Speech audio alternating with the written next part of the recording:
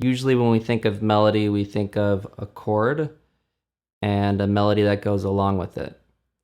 Sometimes I ditch the idea of the chord and I take only the notes of the melody and I develop an actual chord shape. And I'll demonstrate this with a melody that we all know. Twinkle, Twinkle, Little Star. So in the beginning, we've got C, C, G, G, A, G.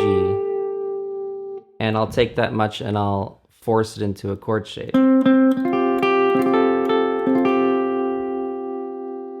Then we have F, F, E, E, D, D, C. So I'll go.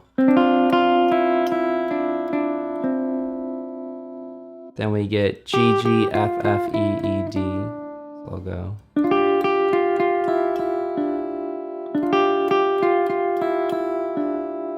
And then I'm back.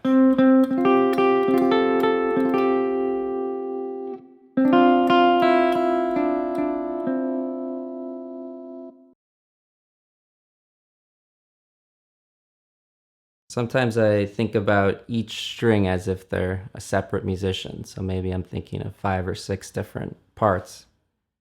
The opposite of this would be, I think, the way that the average beginner looks at the guitar. When they look at this E, they don't see E, B, E, G sharp, B, and E. They just see E,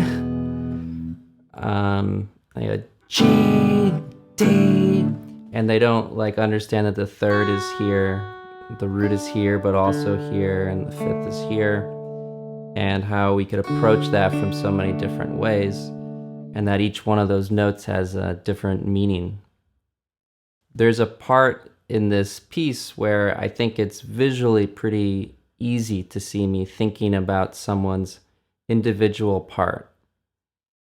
If you focus on the D string, you're going to see me walk up chromatically.